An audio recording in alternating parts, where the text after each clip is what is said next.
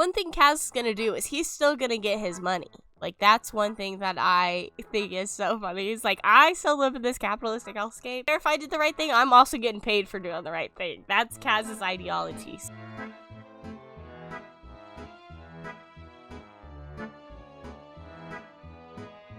Hello, welcome to another Literary Liberation podcast. Today, we are going to be covering the very popular duology by Leigh Bardugo. It's just called Six of Crows duology, right? Yes. The Six of Crows duology, which exists within Leigh Bardugo's The Grishaverse. The second installment, if you haven't already listened to our episode about the Shadow and Bone trilogy, I highly recommend that before. Discuss a lot about Leigh Bardugo and her as an author. Today, we're just going to focus mainly on the duology. So, you want that information? If you want other content or interested in following us, more content outside of the podcast, follow us at Literary Liberation on TikTok and Instagram. If you'd like to subscribe to Patreon for letter additional content extended episodes, you can subscribe to our Patreon. We also have a Twitter that does not get used as often as it probably should be, which is at LitLib, right? At LitLib Podcast. We need to start shitposting. I shitposted on there the other day, and you didn't even retweet it. I need to use it too. So I am at fault. Get me out of here. And it was about Six of Crows too. I should post. True.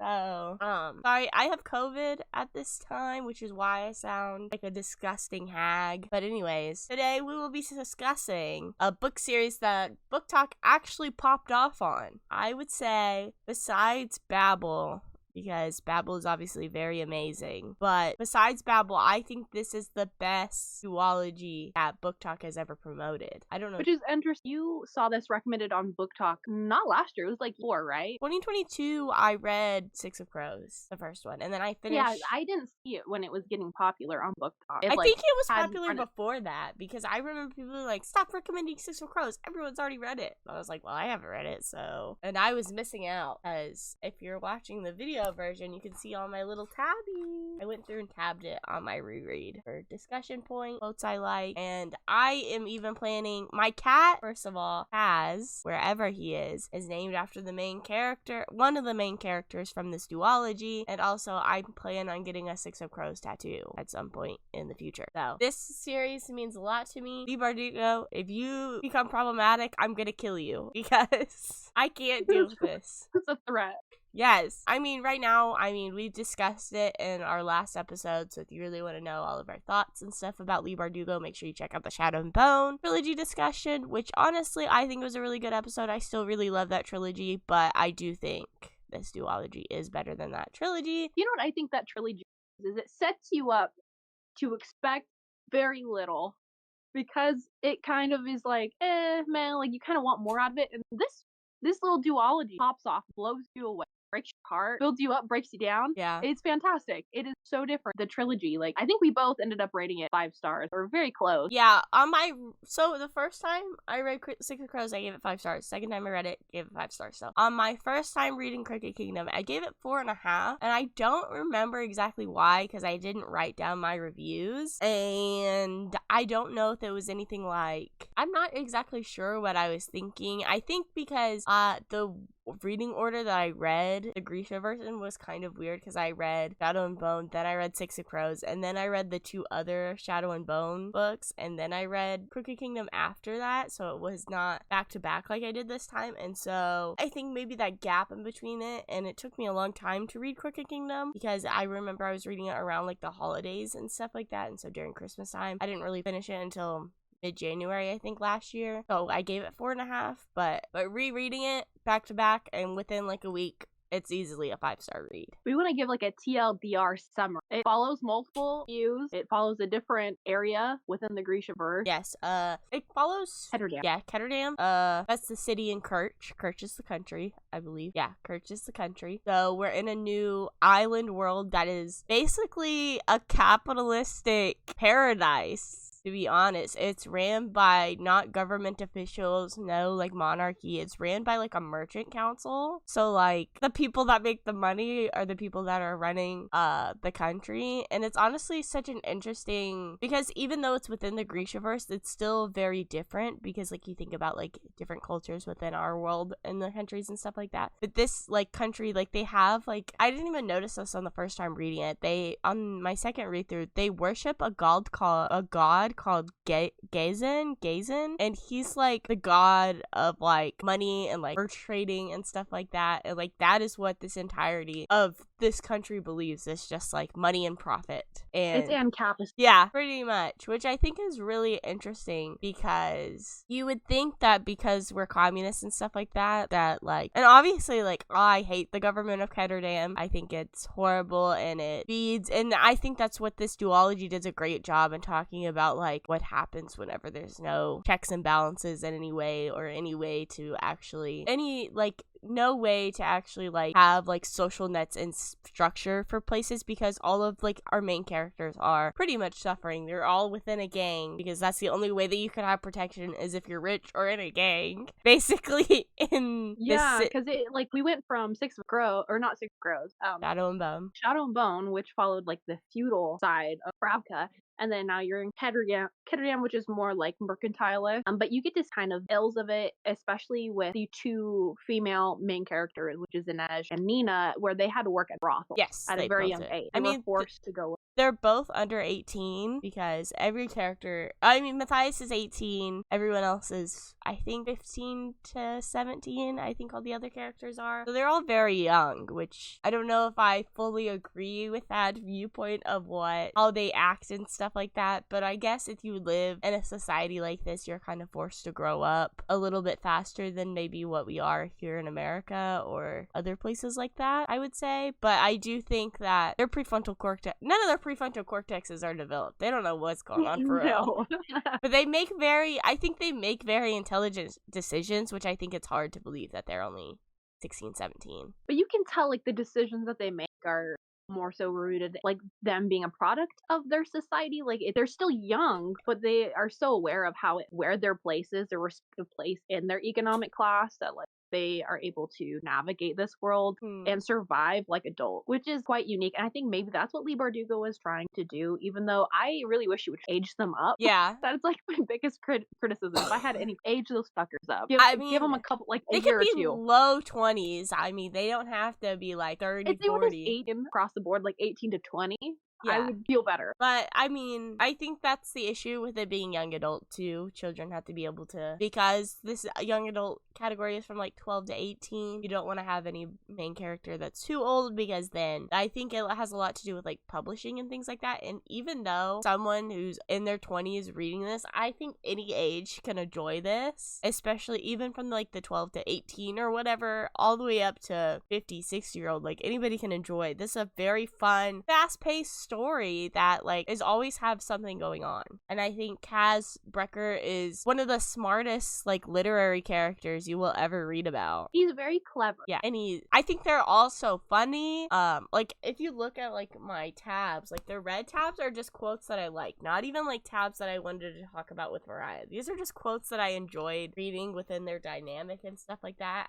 Found family trope, which is, like, my favorite to read about. I think this is everything anyone can want in a fantasy duology. I think it's a lot more realistic. The Shadow and Bone trilogy is more focused on the Grisha, which is not just going to be every run-of-the-mill, like, working class board. This is a conglomeration of every. Like, there are still a Grisha. Nina is a Grisha that's within this series, and she's a main character within that, but then there's also, like, Inej, who was kidnapped from her family at the age of 14 and sold into the menagerie, which is, like, a brothel and stuff like that, and then you have to deal with, like, her dealing with, like, being sold into slavery, being away from her home. And she basically, a lot of how this works is that, like, it's something that I think is a big critique and stuff of, like, capitalism and stuff like that, because Inej is Suli, so that's, like, a traveling, like, type of people. It's like the Roma, what it's supposed to be, like. I think that's kind of like what it represents, because they're she's brown. She's described as having this, like, beautiful deep brown skin and stuff like that.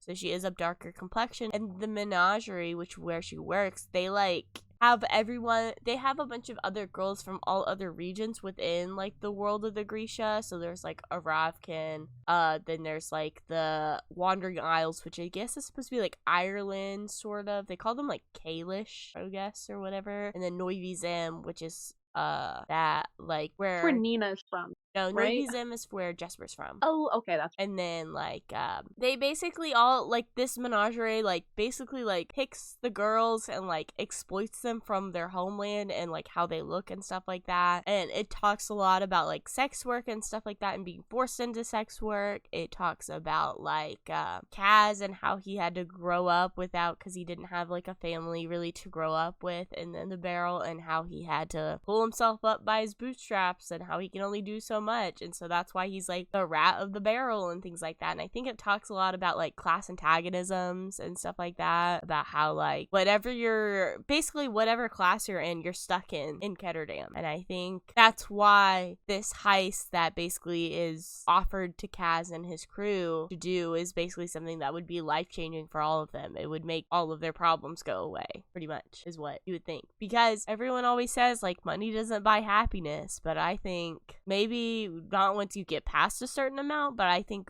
for a lot of people, money can be get rid of a lot of people's problems. I hate when people say, like, well, money can't buy happiness, but, like, there's a lot of things in my life that would be fixed with having X amount of money. If I had X amount of money, I'd have enough to sustain my own existence without having to overexert myself or, like, sell my human power to like the economic ruling class. I could like pursue my own like wants and dreams and be a person, you know, not just a tool for the capital class employee. Which I feel like Six of Crows discusses that. And then of course, like, I don't want to go too much into Crooked Kingdom, especially without being in the spoiler zone, just because you can't really get into the plot of Crooked Kingdom until you've read Six of Crows, because it's like with what happens and stuff like that. But basically there's this, I mean, it even talks about like drug addictions and things like that, because there's this drug called Jurda Pareem. Jurda's not like Jurda, I think, is like similar to tobacco, a regular Jurda, because like they chew it and it can sort of like stimulate you and sort of like make you more aware and things like that, similar to like how, like, I guess like it's like a caffeine too, like it's an upper. Yeah, but then some people have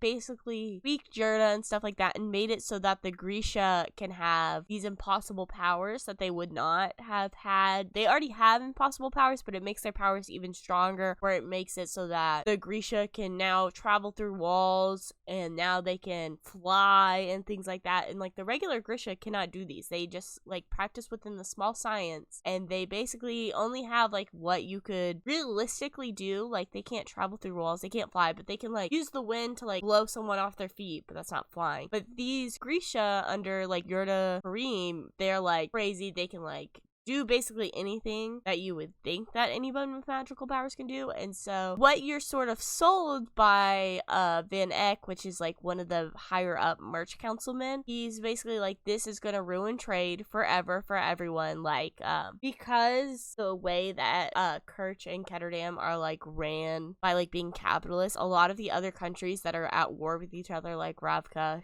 the Shuhan, and Fjorden, they end up borrowing a lot of money from Kerch to finance their wars and things like that. But because of, there's like a fabricator order within the Grisha, and because of this Pareem, these people can turn like lead or like stone into straight gold. And so then the Shuhan had fabricators turn a bunch of stuff into gold and then paid off their debt. Kerch, which is going to ruin that Minek insinuates that it's going to ruin trade and stuff for their country and stuff like that, because they don't have like a Grisha population really like the other places do. And so basically his idea is for this is a job for thieves, because they've tried being diplomatic, because there is a man that is basically stuck in Fjorden because they like imprison their Grisha and torture them and things like that, where they have a man trapped there that's the creator of this Pareem, and he knows the like chemical elements on how to make it or whatever. And so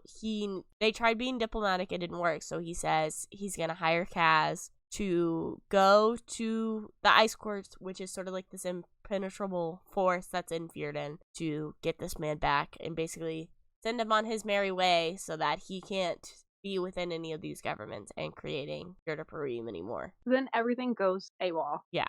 And that's where we can leave you, because if we say anything else, I feel like it's like in the spoilers. Yeah, but I think if you're ever on the fence about reading the series, you don't have to read Shadow and Bone to read this at all. So I would say if you are into like the whole Grisha and like how like their magic works and like more information on that, then you can read Shadow and Bone. But you can read Six of Crows as its own duology and not read Shadow and Bone. And I think it's a perfectly fine duology. Like that's how I recommended my boyfriend to read it, just because I don't think he doesn't read that much for one, but then he's also not super into like the whole like foreknowledge of it, because some of the characters that are mentioned in this are in the Shadow and Bone trilogy, but they're not really super relevant. Like, I mean, they're relevant, but not in ways that like you need to know like their whole backstory before they show up into these books. I think this would be a good book if people want to explore like and kind of understand. I don't know. It's not because it's not like high.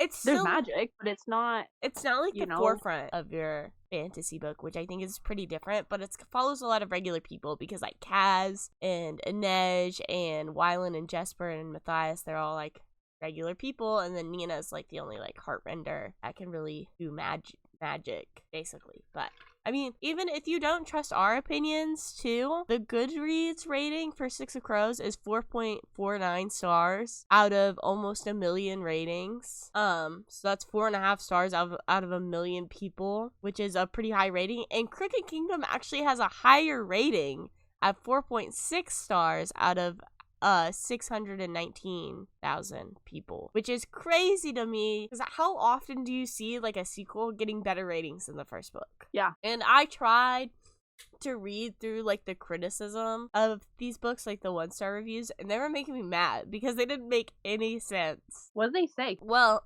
for Crooked Kingdom, it's kind of a spoiler, so I won't talk about that one. But for, like, Six of Crows, they were just like, I don't like the characters, blah, blah, blah. And, like, how do you not like these characters? They're all so, like, lovable. Even the ones that you don't like, you love. But anyway, so this would be official spoilers, right? Unless you have anything else you want to say, Mariah. Yeah. Nope. So, which do you like more, Six of Crows or Crooked Kingdom? Crooked Kingdom. Dang. I think I like Six of Crows more. But I do love Crooked Kingdom. I don't know. Good. There's just something really special about the second. I don't know. It's just a good time. I feel like the first one, it took me a little bit longer through, even though like there's a lot happening. Yeah, it's very fast. I'd pick it up, put it down, like it's not, and then just all this stuff happens toward the end. Like, okay, now I'm gonna read the second one. The second one is crazy. It's like betrayal. I mean, anything like that. I mean, but we can go specifically into Six of Crows. Because I mean, you sort of first you follow Juiced and how he has 2 problems: his mustache and the moon. That's the first line. Juiced. That's the first line of the book. Juiced had 2 problems: his mustache and the moon. Oh, okay. He's the guy that gets shot, right? Yeah, he's like the Stod Watch. I don't think he gets shot. I think I thought he got shot by Hazard just. No, he gets killed by that healer Grisha that like they first show Parim on. Oh yes. Sorry, I read these books over the summer, so Kristen's much more familiar with like tales. And I could reread these all the time. I love them. I would love to know like every like little fact about them and stuff like that. And it makes me, I feel like one thing about like book-tok series and stuff like that is that like there's nobody, because they're kind of like a done series and things like that. But like it makes me mad whenever like I go on YouTube, and I consume quite a bit of book content on YouTube and stuff like that, where like people are constantly making theories about like Harry Potter, and like they're still talking about like Harry Potter. That shit has been done for years and years. What else is there to talk about? I don't know, but like people do like, there's like trivia quizzes that I watch people do and stuff like that, where they're still like answering stuff. Why don't they have that for Six of Crows? That's what I need. I want to be like the knowledge that I have. I want 90% of it to be Six of Crows. No, maybe because there's not like a whole lot of world building lore. Not that there's a lot in Potter. Maybe like the history of it. I honestly, I feel like there could be though. I mean, at least within all of the Grishaverse and stuff like that. Because I think overall, the Grishaverse is a more well-rounded series than Harry Potter is, because you get so much more insight to different parts of the world versus and multiple point of views. Because Harry Potter just follows the boy under the stairs, the boy who lived. Yeah, and I think it's just a lot of like millennial core, while this a lot more younger people are consuming like and reading. Older millennial. I remember when Harry Potter was popular. Like my sister's generation. That's your people, bro. I promise you. No, there is some, but like when it was super popular. People going to like the midnight releases and the movies and stuff. That was like, I think they're like 8 to 10 years older than me, so that's like when it peaked. Well, because I think, when did the last movie come out? Like 2012, maybe? So I was like 13 then. I would have been like very. And I remember early. when the Goblet of Fire. Yeah, see, I think that came out whenever I was like way too little to be into Harry Potter. Because I think, but I was also too little. Like, because I think I did see some of the Harry Potters in theater. Because I remember they would always come out near my birthday because they were like the summer blockbusters, and my birthday is like at the end of like July, so I feel like they always came out. I remember, I think I saw maybe the Half-Blood Prince on my birthday one year or something, but I hadn't seen any other Harry Potter movies, and I was like, wow, this is cool, but I also don't know anything that's going on. But it's also like, I feel like whenever you're in elementary school, you go see and read books and movies in whatever order, and you don't need like to read the first one for some reason. I don't know why that is. Kids don't have critical. I feel like, did you do that as a kid? Because I feel like I remember as a kid, because like I was just telling you about that graphic novel series where I randomly just had like the 4th one, and that was the only one I read. I'm trying to think if there was one that I only read that was middle, but I don't remember. I don't know. I usually read them first. Well, I think the issue is that because like for me, I know at least personally, I read a lot with the library at school. And so yeah, I remember the issue with the library, especially at schools, is that whenever people checked out books, if you were on the first one and say you read the first one and then you wanted to read the second one's gone. Well, I still want to read this series, so I'm gonna just read the next one. Kaz, the leader of the dregs. Say hi, Kaz. Nope. Getting into this, I mean, Kaz, who's your favorite character? Who's your favorite crow? Probably like Inej. Okay. Nina grew on me. I was a Nina hater. Like, this bitch is Medium. annoying, but I do like, I think Inej and Really? I think I like, the only thing that I feel like I could critique about this, because I feel like it's so, like, stereotypical, is that like everyone gets paired off. Start over like Nina and Matthias, and then Inej and Kaz, and then Jesper and Wylan. They're all like sort of like grouped off, and it's sort of like, oh, okay, like that's it. But you want to run through some quotes you have? We can. I mean, well, because I feel like it's, since like Ben Eck is like the villain of like sort of like the overarching like series, even though he's not like the main villain in Six of Crows, but because he's sort of like the overarching villain within Crooked Kingdom. I'm assuming everyone here has already read both books in the duology. But like even so early on, it's so funny. One of the best quotes in this is whatever like Kaz is talking to Inej, and he goes, "I'm a businessman," he told her. "No more, no less. You're a thief, Kaz." Isn't that what I just said? So true, bestie. I swear I be reading these Kaz quotes, so I'm like, he's spitting. But I'm not wrong. I mean, and the one thing too is that like Kaz is a capitalist only because he has to be. Because he takes care of the dregs. I mean, he's not even like the highest up. Per Haskell is the leader of the dregs, and he's just like a footman for him. He's like his right-hand man. But he takes care of his people in ways that like, they sort of have like a little commune within this capitalistic hellscape. I think that was like the nicest thing, is when they like get to the point where they're talking about the high split it, everyone gets the same. Yeah. Like, even though Kaz is doing most of the work, quote unquote. I mean, per Haskell, he takes his money because he's like the leader of the drug, so he gets his like 4 million or whatever, because whatever. But in the end, because there's like the whole falling out with Per Haskell and he leaves the dregs, what Kaz decides to do is that he decides to split the money between can't remember, Roddy and then Specht, I think is the other guy's name, which are like two of the people that were like helping out throughout all of this. Even though they weren't directly related in the heist, they were on the ship on their way to the boat, and then after they came back, they helped them like defeat Van Eck and stuff like that. And then Kaz is like, no, you guys did the work. I'm paying you guys for what you did. And I think it's a very fair way to treat your people and stuff like that. And I think that's why, even though he's so much younger than like Pekka Rollins and things like that, he still has a very strong gang. So he knows like the value of other people's labor. Yeah. Like, he's very on top of that. He knows, he understands. And I think that's really nice and refreshing to read in a novel, where it's not just like, I'm gonna take the biggest slice of pie. Because he knows that everyone is needed equally, because he even says to like Inej and stuff like that, like, hey, if you don't want to do it, that's fine, I'll find someone else, but then you won't get your money and I'll pay that person your share, because he knows that they need all of 6 of them to do this heist properly, where even if one less person wasn't there, it wouldn't be completed, which I think is like integral to understanding like surplus labor value and things like that, because he understands that like each person does their part, and that, like, and I think that's one thing that, like, capitalists don't specifically understand is that, like, if you lose one step in this, like, ladder of creating your item and selling your item, your product is virtually pointless. And that's exactly what Kaz realizes, is that one less person than these 6 that he picked, it's useless. I mean, even early on, I think you can learn a lot too about, like, Kaz's motivations and things like that, because there's the Fifth Harbor, which before the dregs took it over, it was basically just like this useless, I can read the quote, but it's like, technically that was true, but Fifth Harbor had been useless and all but abandoned by the city when Kaz had taken it over. He had dredged it and then built it out of the docks in the quay, and then he had to mortgage the Crow Club to do it.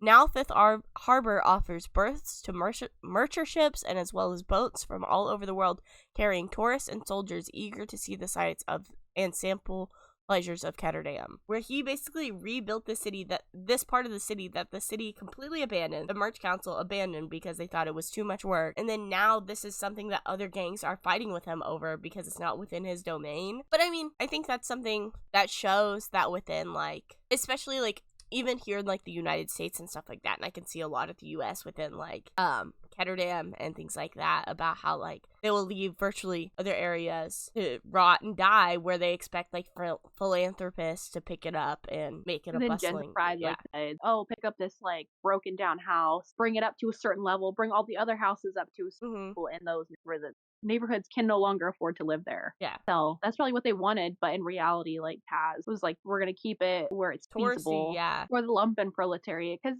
him and, like, people that he works with do seem to fit more into that category rather than, like, the typical, like, pro, because they're kind of, like, working underneath. Well, because I mean, like, the traditional mode of production. Well, because, like, Kaz is not even, like, the highest up in the dregs. There's still Per Haskell, who does shit for all, which I think he represents, like, the capitalists and things like that. And I do think this can kind of get utopian socialist towards the end, whenever he is able to overthrow, like, Per Haskell and stuff like that. But the way that he does it is by getting the rest of the dregs to back him, you know? And that they are like, oh, well, we don't want somebody, because they were, like, I love that scene so much whenever Kaz is getting his ass beat.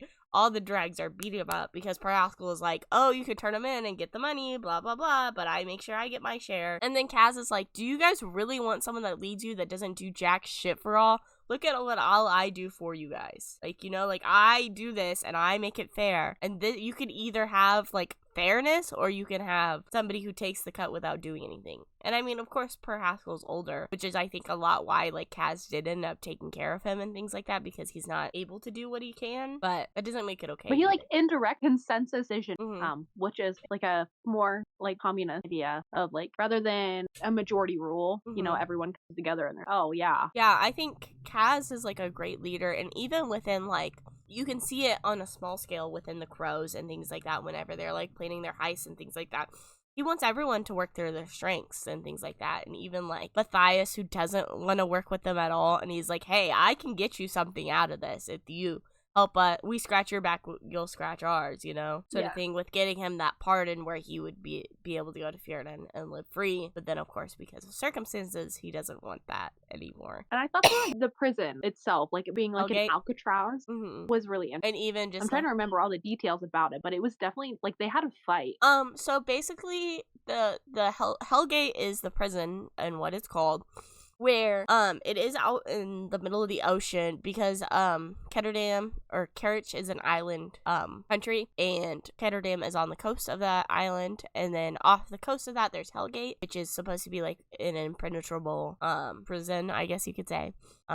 And basically he needs Matthias out to get into the ice court, because to do this job at the ice court they need somebody who knows the ice court inside and out, and because Matthias is a Druskella witch hunter, basically, who worked within the ice court and stuff like that, being Fjorden and things like that, and he needs to get Matthias out because they don't have anybody else there that can tell them the layout and they can make proper plans and precautions to go into the ice court. They have to go to Hellgate, and they do that by basically the Dime Lions, which is Pekka Roland's gang. Which to call it the Dame Lions. I thought it was the Dame Lions. I swear it was the Dame Lions whenever I read it the first time, but then I was reading it as the Dime Lions. I do not believe that for 1 second. I'm being lied to. The mandala. But basically they've, like, sort of done something within, like, I'm not exactly sure the business aspect of it, but basically they're profiting off of having the rich people come and watch the prisoners fight with these like deadly creatures and stuff like that. And the prisoners, if they beat these creatures, then they get better food. Like a hot meal or something super. Yeah, they get like better food, like better safety precautions and things like that for like the month or whatever until they fight again. And it's basically just rich people entertainment, sort of like a Coliseum sort of vibe where like they go and like watch that sort of thing. And then what they do to break Matthias out of there is that they go there and he had just won his fight or whatever, so he's like beaten up and stuff because he fought with these wolves. And then they go there and basically Jesper like I don't remember exactly what he did, but he did something where like they set off an alarm. Yeah, right? Some type of alarm thing. Oh, they released all of the, like, the creatures and stuff. They have all the creatures in cages and things like that. But then they ended up releasing all the creatures in their cages, like, all of these very deadly creatures. So everyone's, like, running out, terrified for their lives and things like that. Because these are, like, you just watch, like, this weird, like, snake lizard thing, like, kill a man by just like spitting on him and things like that. So then they all have to like run out and stuff like that. And it's funny because like whenever they come in, they like don't really care who come. Like they're like usually supposed to like check people's masks whenever they leave to make sure they're not leaving. But because of the chaos and stuff like that, they're able to leave without a hitch pretty much. And it's a very like intense and intricate planning that I think is really interesting and then they leave somebody in Matthias's place. I don't remember. It was a really good prison break.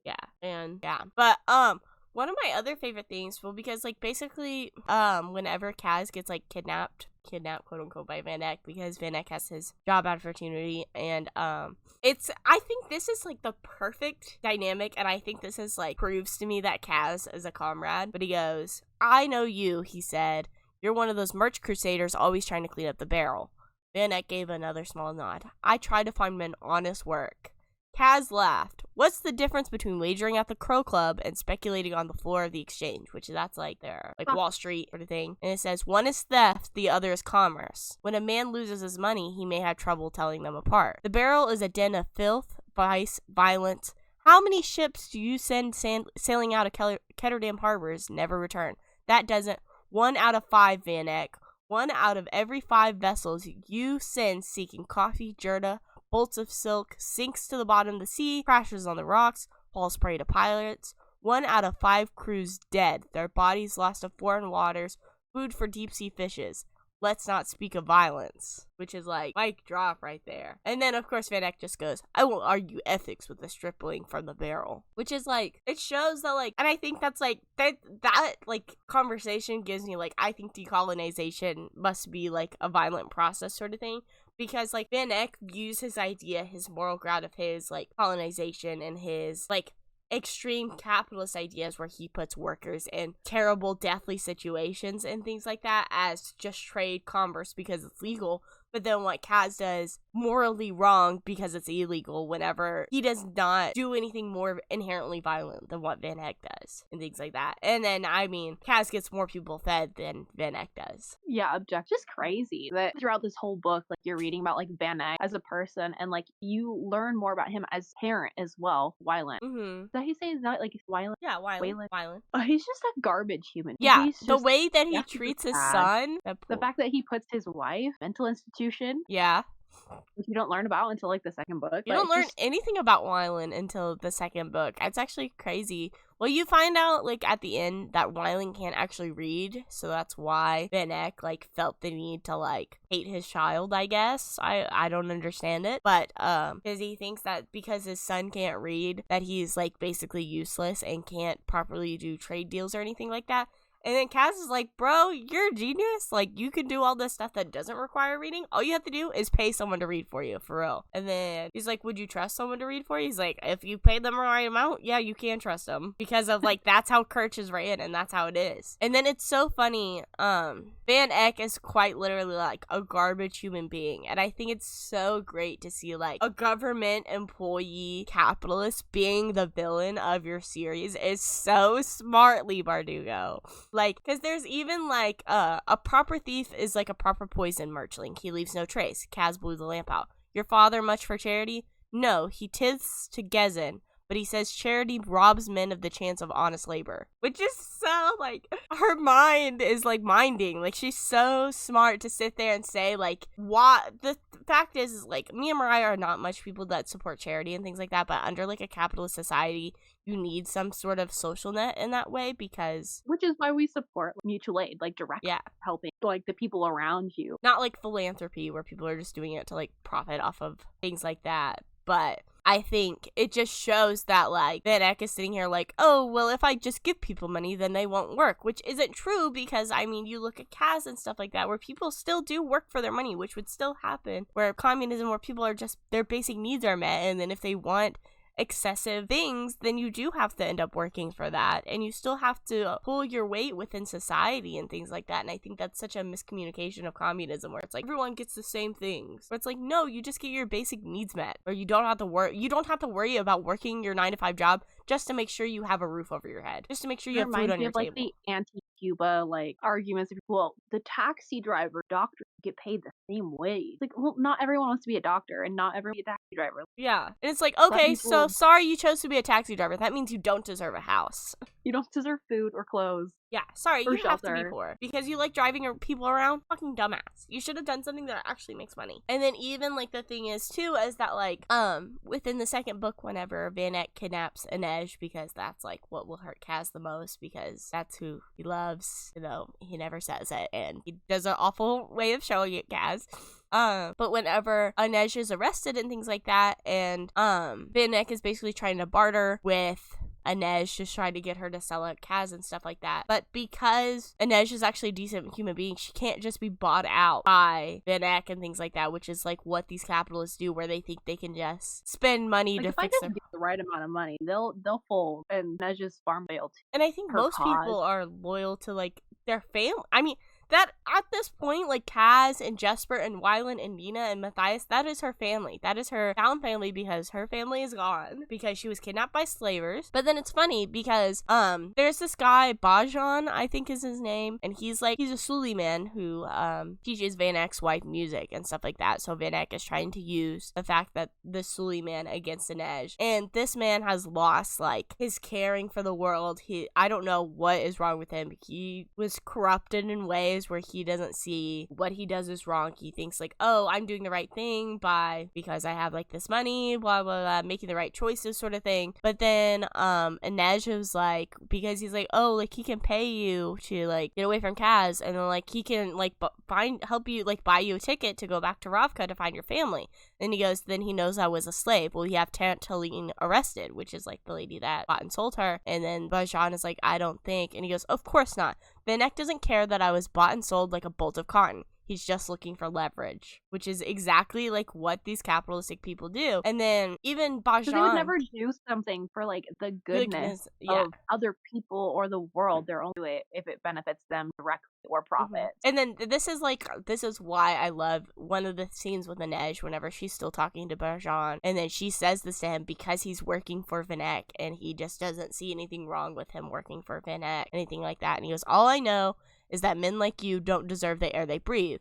Bajan looks stung. I've been nothing but kind to you, and I'm not some sort of monster. No, you're the man who sits idly by, congratulating yourself on your decency, while the monster eats his fill. At least the monster has a teeth and a spine. This isn't fair. Inej couldn't believe the softness of this creature, that he would bid for her approval in this moment. If you still believe in fairness, then you've led a very lucky life. Get out of the monster's way, Bajan. Let's get this over with. And to me, this is why she's, like, one of my in the series. She's so bait, because it literally, like, reminds me of, like, Democrats and Republicans, like that right there, where it's like Democrats are like, I've been nothing but kind. I've been trying to pass rights, but the Republicans just won't let me. And it's like, I'm just a nice guy, and, like, even though we just gotta vote blue no matter who. Like, this is literally like that argument. Promises are like, you think that you're so good because I believe in equal rights, but you don't actually do anything to promote those equal rights or actually push ahead. And it's like, and that's one thing that I feel like, why I like not even like respect for like Republicans, but I feel like I can understand them more, is because they have the teeth and the spine. They sit there and they show you what they believe. They're not sitting there coding it behind a pretty piece of paper or anything like that. They're like, hey, we don't want you to have equal rights. It's like, okay, like I see that's what you are, and that's how you are on paper, and that's how you are to my face. That's so much more respectful than being like, well, I think you should have equal rights, but let me just do these things that don't give you equal rights. Like not codifying Roe v. Wade. Biden. Shade.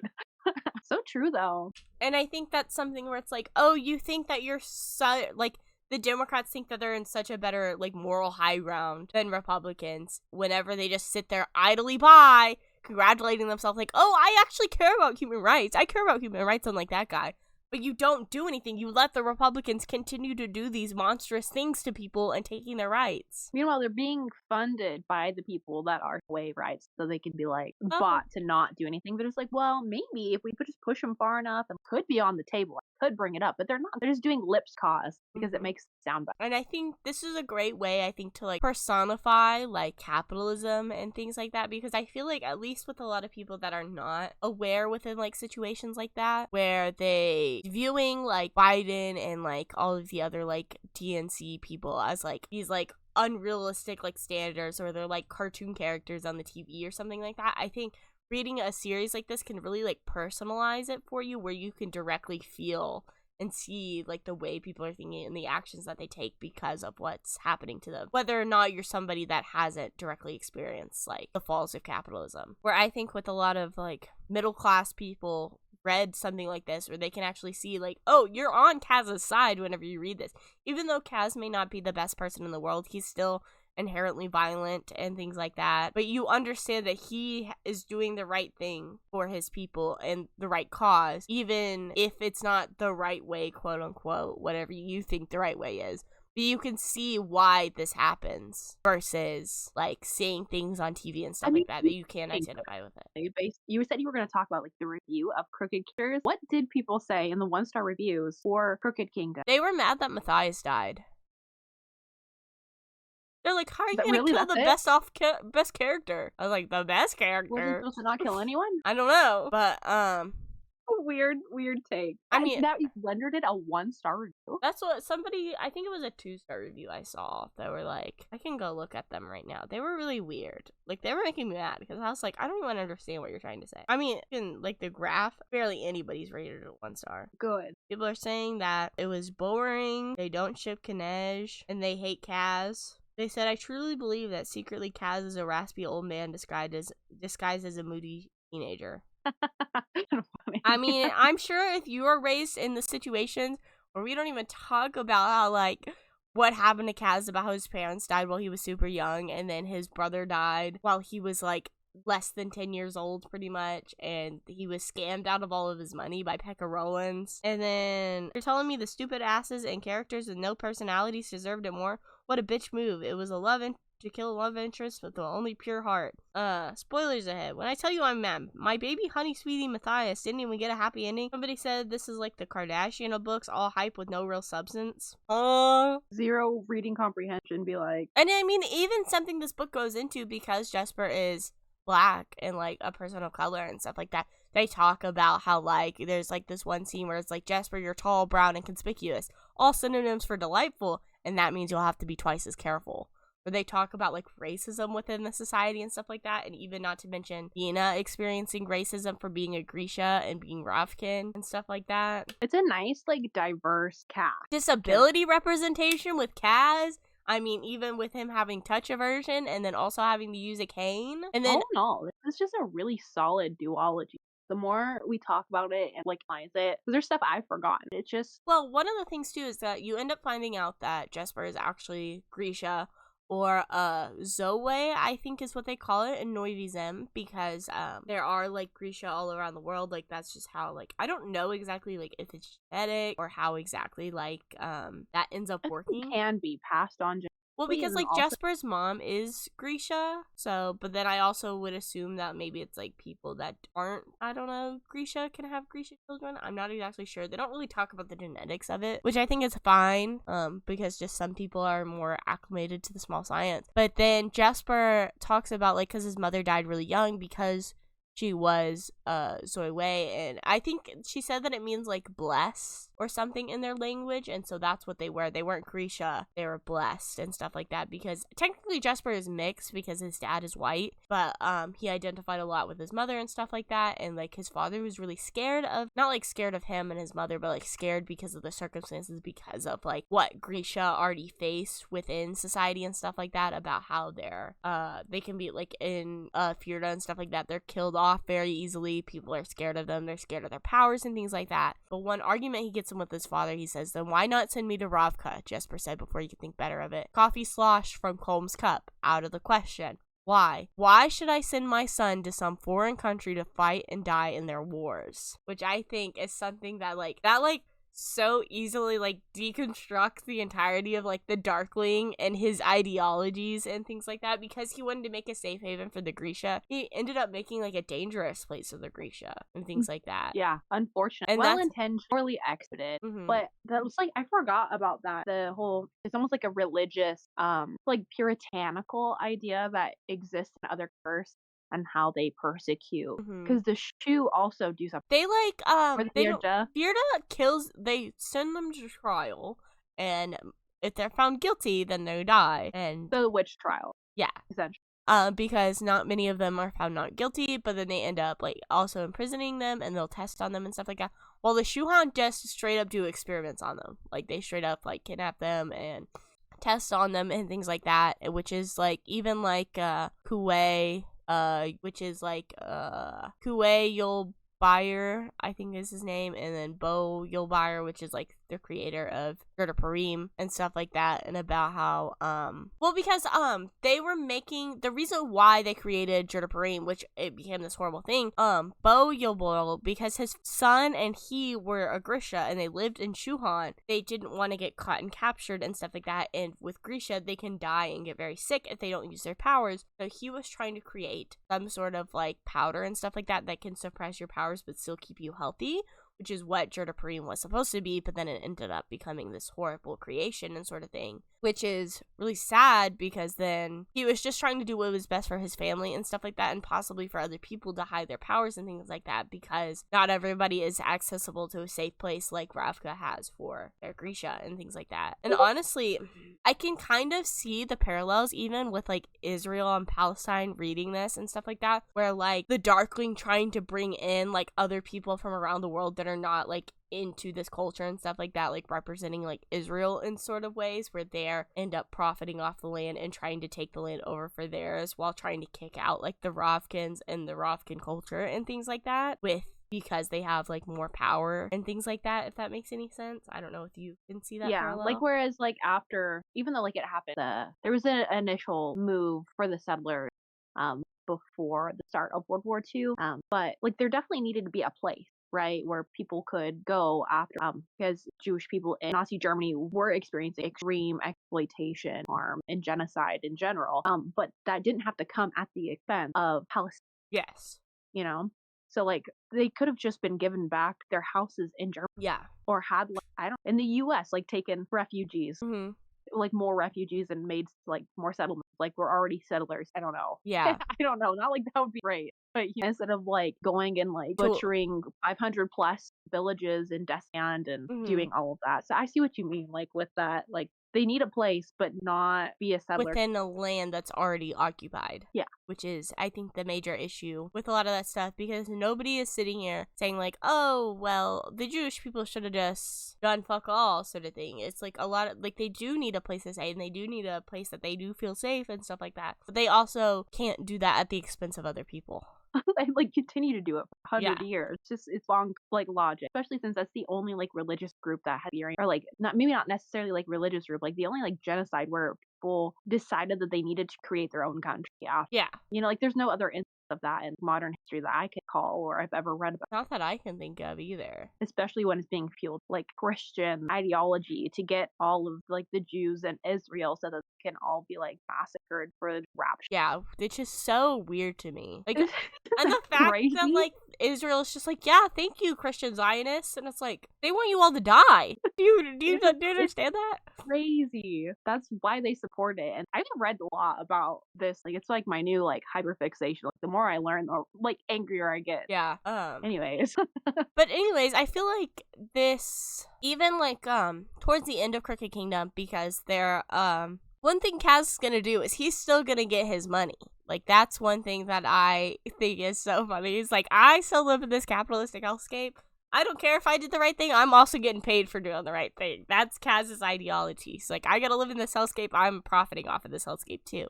And so what he did is that he went and had Nina, where she could, like, basically, because she ended up taking the Jurda-Parim, so then her powers significantly changed, and now she, like, can, like, control dead people. Isn't she? No, she was originally a Heartrender, and now she, like, controls dead people. She controls, like, bones and, like, dead people. She can, like, reanimate dead bodies and make them do what she wants and things like that. I don't think that's really a fabricator. It's like, real. I thought it had to do with, like, because it was the bones. So it was like, oh, maybe she's a fabricator now, but no, I don't know. It's, like, specifically, like, dead things. Like, not alive. it's fucked. Yeah. But so, like, she goes to all of, Pekka Roland's, like, gambling dens and stuff like that. And she can, like, because, like, they went to this dead body and, like, sucked off, like, his rotting, like, skin and stuff like that. She can make it look like other people's skin is rotting now and stuff like that. So she went to all of Pekka Roland's gambling dens and, like, made it look like a plague was breaking out, sort of thing. And that's one thing that I think actually is in Babel, which is also in here, where it says the rich suffer less, able to stay sequestered in their grand houses or gardens or flee the city entirely. The infected poor were quarantined in makeshift hospitals on barges outside the harbor. The plague could not be stopped with guns or money. It could not be reasoned with or prayed away, which I think is very something that talks about how, like, even especially with, like, COVID and stuff like that going around again, I ended up getting COVID again because my boyfriend works at a store where people working with the direct public and things like that ends up making it spread a lot easier than versus, like, rich people who don't even have to do their own grocery shopping. They can pay for, like, whether it's Instacart or to go shopping for them or anything like that, which I think must be nice. This directly shows, I mean, it's directly within the text where it shows that, like, Leigh Bardugo understands that, like, the plague affects the poor. I mean, of course, rich people can still get it and things like that, but they're just significantly less likely to. That's why they suffered less. And I think, there's this other quote, too, besides just that, Jesper pretends to be like a Neuvisem, whatever, like, the trade thing is going on, he pretends to be a Neuvisem, like, delegate sort of thing, I guess, whenever, like, the indenturement of Kuwait is being bidded on and stuff like that. But, like, part of his plan, he needs to get, like, around the outside of the building. There's, like, the Stod Watch there, and then he's like, oh, I went to, like, Stein's, which is, like, this really, like, cheapo bad restaurant that's open 24 hours that apparently like has really disgusting foods. And then they're like, why the hell would you eat at Stein's? The other guards asked. My boss doesn't pay me well, said Jesper. Sounds familiar, the guard replied and waved him towards the arch. Sympathy, camaraderie. I'm gonna pretend to be a tourist more often, Jesper thought. I can forge a few nice waistcoats and if the grunts go this easy on me. Where he talks about basically, like, that basically shows that, like, even, like, the police, quote unquote, within this, they understand that, like, if they all work together, we wouldn't have the same amount of, like, we could easily overthrow this mercantilism that is Rotterdam and Kirch. So yeah, and I think it's crazy to me the fact that, like, these people can just sell off their indenture servitude within this society and things like that, because that's what they have to do with Kuwait. It used to be a thing, like, historic, like, have somebody else buy your indenture. Yeah, which is what happens with the Nej, where Kaz, but Per Haskell buys Inej's indentured, and so that. But I mean, technically, Nej wasn't even indentured. They, like, forged the papers to make it look like she's indentured when actually she's a slave. She was kidnapped from her family. Yeah, and then they charged her, right? Didn't Tante, however you say her name, like, charge her for, like, clothes and food and housing? Yeah, so then that her, like, she kept owing more and more, so then inevitably she would be stuck in that situation where that's why the heist is so important to them, because this heist were able to pay off their indentured servitude, hers specifically, I mean, Jesper, his father, took out a loan to pay for Jesper's schooling, but then he becomes addicted to gambling, sort of thing, and so then he becomes severely in debt. Wylan is disowned by his rich father, so he's SOL with no money. I know, he really got, like... I mean, kind of good, because if not, he would just be, like, some bourgeois scum. Not that I actually don't think Wylan would be like that. I think he's too kind. He's very empathetic. He's a sweet boy. Yes. Throughout the whole thing. He's sweet and dumb and just... He's not dumb. He's really smart. He feels bad that he's dumb. But he's not. Just because he can't read. He's just really, really naive. I think that's what it is. Because they always, like, joke about it. You know, like, I think that's, well, it's because he grew up very sheltered by Vinek and stuff like that. But yeah, I mean, I don't know if there's anything else specifically to talk about. No, I think we covered, like, the good of it. This is, like, Kristen's favorite. I love this year. I mean, not even just because of, like, I mostly talked about, like, the capitalistic structures and things like that, but I just love the characters within this and their relationships and the dynamics and stuff like that. They are so funny. I will laugh out loud with what some of these people say and things like that. Like, they're all so funny. Like, one of my favorite scenes, whenever they're, like, I think it's whenever they're on the ship or whatever, and they're like, oh, like, because, like, there's such an impossible, like, idea and stuff like that, and Jesper's like, well, if I die, I'm gonna have Wylan's ghost just teach my ghost to play the flute so that I can annoy all of you. And then Kaz's like, oh, well, I'll just have my ghost pay Matthias's ghost to beat you up. And then Matthias goes, my ghost won't associate with your ghost. And it's just, like, such a cute little, like, family moment, because, like, Matthias is like, I'm not a part of this, but, like, also he's still playing along within, like, their whole... I know, he acts like... I know, but he loves them, and it's so sweet to see him, like, so big about it. And that's why I think ultimately with his, like, he has such beautiful character growth in that ways where he's, like, I mean, I guess, like, don't want to say, like, racist to, like, Grisha, but I don't know, like, prejudice against Grisha and stuff like that. Yeah, he definitely, like, has that socialized. Because his family died so young, and they were killed by Grisha and stuff like that. So then, whenever Fjorda, like, adopts him within, like, the Druskellas and things like that, they, like, brainwash him. And that's one of his things, like, his dying wish to Nina is, like, don't, like, turn your backs on us. Like, don't, like, you can change. You changed me, you can change other Fjordans to understand, to, like, and it's so sad because, like, whenever he gets killed by, like, the young Druskella, that's, like, he's like, hey, like, I know what it's like. They're brainwashing you. Like, you need to, like, sit there and listen. And he's like, and then the kid just has so much anger and hate in his heart, just like Matthias did. And then he's like, and then he was still surprised whenever the gun went off. It's so heartbreaking. And then Nina's, like, reaction where she's like, no. And then even whenever Wylan at the end, he's like, we were all supposed to make it. And it's like, because you think that, like, they got so close to the end where they were all, like, within that part. And then even in the end, like, instead of Kaz, like, divvying up, like, Matthias' share, he says Nina's gonna get Matthias' share. That's what he does. He knows that because they were in love and that they were, like, together, that, like, instead of, like, oh, well, we have one less person to pay. No, Matthias is still getting a share within Nina. And I think that's so very fair of Kaz, instead of being, like, divvying up even more, you know? Plus, Nina, like, ends up going on the journey to deliver his body to Fjorda, because he wants to be buried on soil, he wants to be buried on the ice where he's from. And very sad. But it's good. Which is why, like, the beginning of King of Scars, I remember reading it and tearing up. I haven't read it yet, but I know it's gonna be. It's so raw. And, like, I love Nina. I think you're gonna fall more in love with Nina. She's such a sweet girl. And I mean, the endings that all of these characters get, I mean, besides Matthias and Nina, they kind of have, like, the worst ending. But I mean, Wylan and Jesper have a very happy ending. Inej gets back with her family. Kaz is the king of the barrel, you know? I mean, it honestly heartbreaks me because, like, Inej gets her ship, but then, like, Kaz and Inej don't even end up together. They're just like, bye. It's so sad. But then it also... It's good. I think it's okay because, like, they both just have too much stuff, especially Kaz. He has too much stuff to unpack. Well, that's, like, the whole thing where it's, like... to, like, fix. Yeah. I hate when books... Well, because there's, like, that whole scene where it's, like, I'll have you, Kaz, without your armor, or whatever.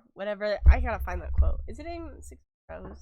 It's, like, maybe because his back was to her that she could finally speak the words, I will have you without armor, Kazbrecker, or I will not have you at all. Because, like, and that even represents, like, both of them. Because even, like, Inej has so much trauma and issues and things like that she has to work through herself. And she talks about that within Crooked Kingdom and things like that. Where, like, she loves Kaz and Kaz loves her and things like that. But they know. They both have each other, but they both know that, like, they're not in the right places for together. I hope one day they happy endings my books. Maybe. When they're aged up. Jesus. Right. Everything.